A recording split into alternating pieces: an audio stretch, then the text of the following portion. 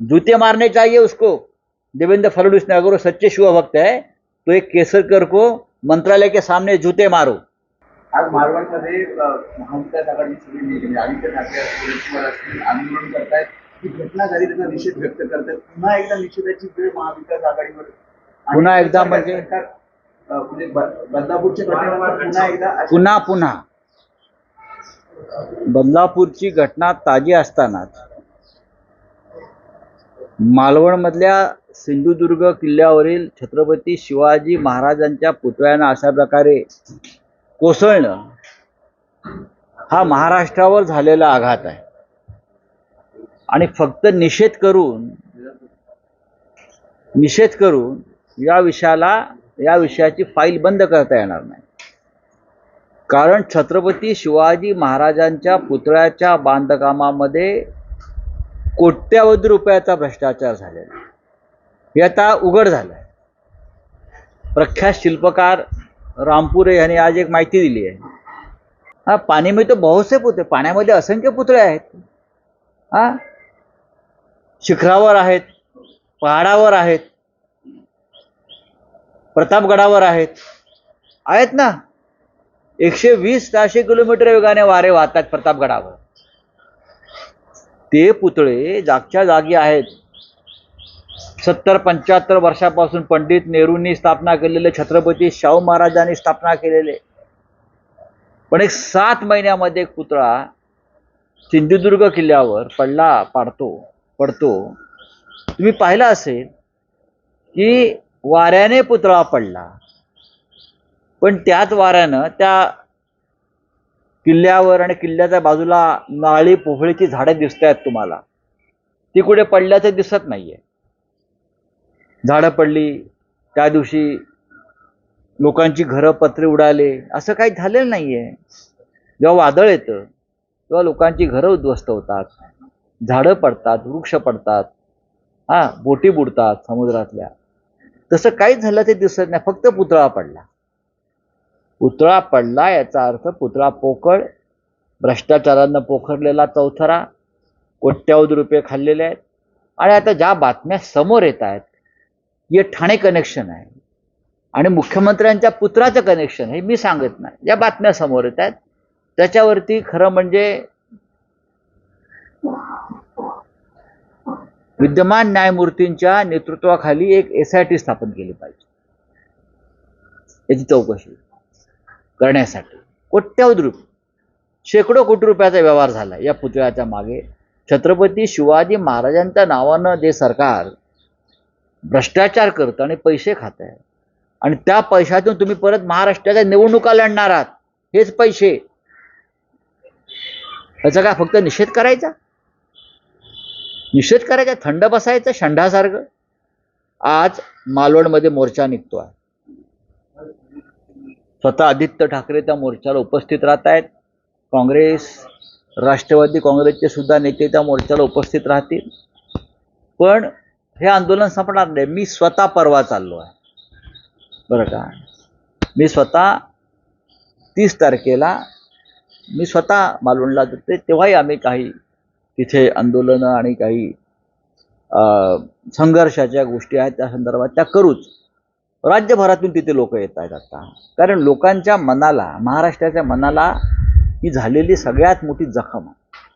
त्याच्यामुळे हे निषेध बिषेध हे फार तोकडे शब्द आहेत।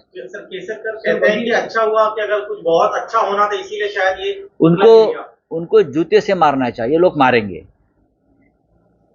अगर उनको लगता है, त्या माणसाला वाटतं आहे की छत्रपती शिवाजी महाराजांचा पुतळा पडला हे बरं झालं, त्यातून काही चांगलं घडेल, बरं, काही अफजल खानाची औलाद आहे मेंढ्याने पोसलेली, ही अफजल खानाची औलाद आहे मेंढ्याने पोसलेली, ही अशी माणसं आहेत जी या मेंढ्यांच्या मंत्रिमंडळात आहेत। बरं झालं, आम्ही तर म्हणतो बरं झालं ही घाण आमच्याकडून गेली। या सडक्या विचाराची माणसं छत्रपती शिवाजी महाराजांचा पुतळा पडलाय बरं झालं, कसं काय यांच्या तोंडातून हे शब्द निघू शकतात की पुतळा पडला हे बरं झालं, हा शुभ शकुन आहे, यातून चांगलं घडेल। किती घाणेरड्या मनोवृत्तीचे लोक या देवेंद्र फडणवीसांनी निर्माण केले, हे देवेंद्र फडणवीसांचंच पाप आहे। हे का शिवाजी महाराजांचे एवढे शत्रू झालेत मला कळत नाही. हे मिंधे आणि त्यांची जी टोळी पोचण्याचं काम हे फडणवीसांनी केलं, हे नरेंद्र मोदींनी केलं आणि या सगळ्यांनी मिळून छत्रपती शिवाजी महाराजांचा पुतळा पाडला पैसे खाण्यासाठी. हा आरोप नाही, सत्य आहे. महाविकास आघाडीची बैठक काँग्रेसच्या काळात एक असं दुर्घटना घडल्या, संपूर्ण इमारती कोसळल्या. हे दिवसात प्रथमच घडलं आहे असं राणे बोलले. त्या माणसाला वेळ लागलाय. अगदी मला दुर्दैवाने बोलावं असं वाटतं. इमारती पडल्या आणि छत्रपती शिवाजी महाराजांचा पुतळा पडला. हा, मग मोदींच्या काळामध्ये तो जो पूल कोसळला ऍक्ट ऑफ गॉडवाला, 150 लोक मेले काय मोरवीला, त्याच्यावर बोला म्हणावं, त्याच्यावर बोला. नारायण राणे, आपण खासदार आहात, आपण एक मराठी माणूस आहात, आपण मराठी माणूस आहात, तुम्ही तरी विचार करून बोला. हा, कोणाची बाजू घेताय तुम्ही, कोणाची बाजू घेताय? हे जर इतर कुठल्या राज्यात झालं असतं तर हे आणि यांची मुलं हे रस्त्यावर नागडी नाचली असती थैथाड करत. पण आज त्यांच्या राज्यामध्ये हा भ्रष्टाचार झाला. शिवाजी महाराजांचा पुतळा बनवताना त्यांच्या राजवटीत भ्रष्टाचार झालाय. तुम्ही तिकडले खासदार आहात, तुम्ही रस्त्यावर उतरायला पाहिजे खरं म्हणजे सरकारच्या विरुद्ध, तुम्ही खरे शिवभक्त असाल तर. हा, तुम्ही धिक्कार केला पाहिजे या सरकारचा. आणि ज्याने काम करून घेतलंय आणि ज्याने पैसे खाल्ले, त्याच्यामध्ये पैसे खाल्लेले आहेत.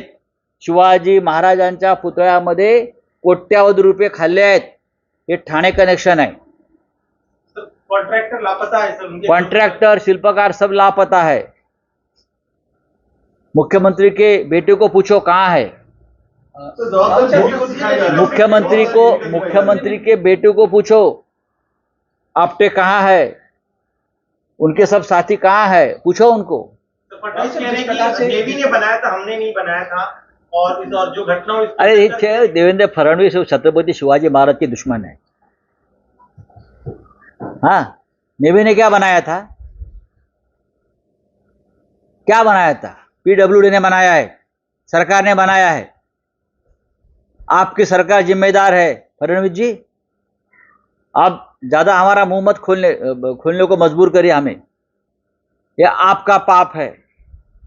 छत्रपति शिवाजी महाराज दुश्मनों से नहीं हारे, बीजेपी के भ्रष्टाचार से हारे हैं.